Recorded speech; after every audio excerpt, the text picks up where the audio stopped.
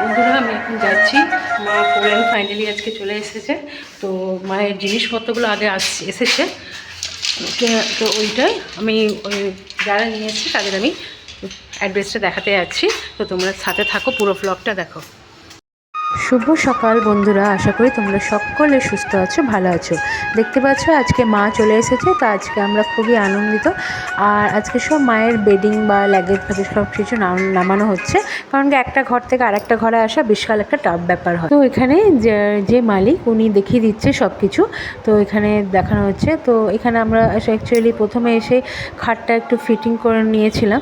তো যে একজন দাদা ওখান থেকে এসেছিলেন, তো উনি সব খাট আর সব কিছু এক এক করে নিয়ে এসে অ্যাকচুয়ালি আমরা আমার মা অ্যাকচুয়ালি পুরো যে সব কিছু জিনিস, অনেক জিনিস তো একটা বাড়ি থেকে একটা বাড়িতে শিফট করা মানে সত্যি করে বিশাল ব্যাপারই বটে। আর তাছাড়া কি মানে তার তো প্রচুর জিনিস, তো সেইগুলো খাট বলো অন্যান্য আসবাবপত্র বলো সেগুলো একটা ভ্যানে করে অনেকবার করে নিয়ে যাওয়া নিয়ে আসা করা হচ্ছিল।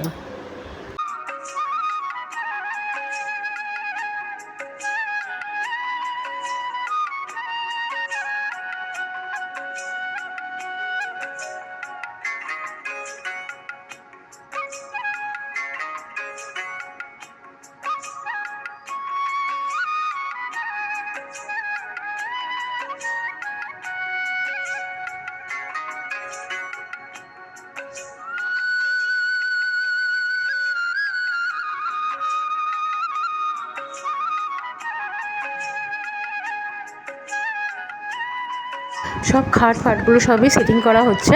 তো সেই দিনটা তো বিশাল একটা টাফ ব্যাপার গেছে। আর এই যে দাদা দেখছো, এই দাদাটা প্রচণ্ড ভালো। আর শুধু ভালোই নয়, মানে এতটাই হেল্পফুল যে যেখানে তো যেখানে আমরা যাই বা সেখানে সব কিছু খুব সাহায্য করে দেয়। আর দাদা ইলেকট্রিকের যে ফ্যান লাগানো বলো অন্য কিছু বলো সব কিছুই দাদাই করে। তো খাটটাও দেখো কি সুন্দরভাবে সেট করে দিচ্ছে।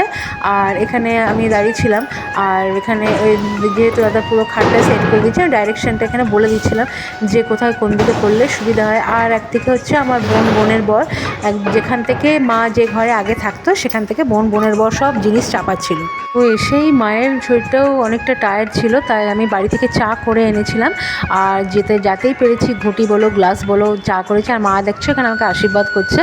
মাকে বলছি যে তুমি চাটা খাও, আমি চা করে এনেছি। আর মা এখানে আমার বোনের মেয়ে আমার মেয়ে সবাই দুই মেয়েকে আশীর্বাদ।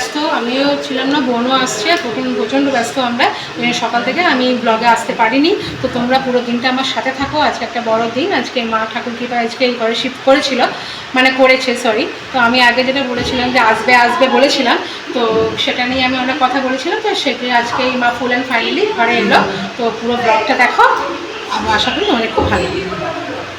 এখানে মা বলল যে তুই এক কাপ চা খেয়ে নে। তো এতটাই অনেকটাই পরিশ্রম হচ্ছিলো, আমার থেকেও বেশি হচ্ছে। বোন আর বোনের হাজব্যান্ডের প্রচুর পরিশ্রম হচ্ছে ওখানে। তো ওর হাজব্যান্ড সারাদিন কিচ্ছু খায়নি, একদম পুরো দিনটা বসে ওই মায়ের সব জিনিসগুলো সব ভ্যানে সব লোকেরা গেছিলো তাদেরকে দেয়া বা তাদের এখানে সব দেখাশোনা করা, এগুলো সব কিছু বোন আর বোনের হাজব্যান্ড করছিল।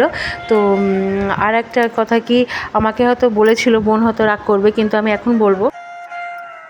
তো আলমারিটা এতটাই মানে এত ভারী, তখনকার দিনে ভালো আলমারি তো ওঠাতে মানে সবাই হিমশিম খেয়ে যাচ্ছে, মানে পারছে না, এরকম একটা অবস্থা মানে দেখতে পাচ্ছ তোমরা। তো আমার শরীরটা খুব খারাপ ছিল, বোনেরও ছিল। তো বোন আমাকে বলেছিল একটা কাজ করতে, তো আমি সেই কাজটা করতে পারিনি। আমাকে বলেছিল যে একজন বাড়িটা দেখবে, তো আমি আর মায়ের কাছে গিয়ে বাড়িটা দেখাতে পারিনি, সেটার জন্য আমাকে প্রচণ্ড খারাপ লাগে, সেদিন আর করা হয়নি বলে। দেখতে পেলে আমার বোনের মেয়ে দারুণ সুন্দর শাঁখ বাজায়। আর তো খুবই সুন্দরভাবে আরতি করছে, ঘণ্টা বাজাচ্ছে। খুব ভক্তি ঠাকুরের, এত ভক্তি মানে এইটুকু বাচ্চা যে এত ভক্তি সত্যি চিন্তা করা যায় না। তো আমি এখন যাচ্ছি মায়ের কাছে। তো দেখতে পাচ্ছ আমি এখন যাচ্ছি, মা যেহেতু ওই ঘরে আছে, তো যেহেতু আমাদের আজকে একটু মন্দিরে যাওয়ার কথা, ওখানেই যেহেতু আমাদের খাওয়া দাওয়া করা হবে মন্দিরে, ঠাকুরের উৎসব, সেই জন্য আমি মা আর বোন সবাই মিলে একসাথে আমরা যাচ্ছি। তো আমার বোনের হাজব্যান্ডও আছে। তো যেহেতু আমার হাজব্যান্ডের ডিউটি ছিল ওই জন্য যেতে পারেনি, তো আমি বাড়িতে একটুখানি ঠাকুরের প্রসাদ নিয়ে এসেছিলাম। তো এখন আমি মায়ের কাছে যাচ্ছি।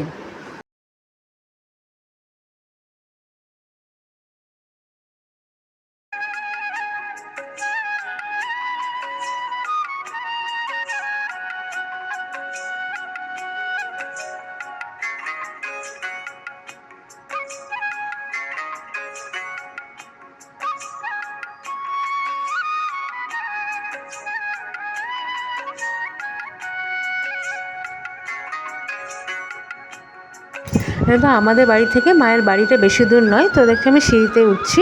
আর আমি সব এতটাই সেদিনে টায়ার্ড ছিলাম, প্রচণ্ড টায়ার্ড, সবাই আমরা ছিলাম, শুধু আমি একা নই। তো ওই যে মায়ের যাচ্ছি আর মায়ের বাড়িতে আমি যাচ্ছি। মায়ের বাড়ি চলে এসেছি। এখানে আমার বোন বসে আছে, আমার মেয়ে, বোনের মেয়ে, সবাই এখানে আমরা বসে আছি। আর এই যে দাদা যে টিভি সব কিছু ইলেকট্রিকের কাজ করে, তো উনি এখন টিভিটাকে ফিট করে দিচ্ছে। তো এক এক করে জিনিস নামালে কি হয় যে সব কিছু, এখানে আমার বোনের হাজব্যান্ড দাঁড়িয়ে আছে। আর এক এক করে জিনিস নামালে কি হয় যে অত মানে একদম খুব তাড়াতাড়ি মানে অতটাই লোড হয়ে যায় না, যে মনে হয় যে অনেক জিনিস এরকম দাদা খুবই ভালো যে এসে এক এক করে জিনিসগুলো অলরেডি সেট করে দিচ্ছে। এখন আমরা মন্দিরে চলে এসেছি।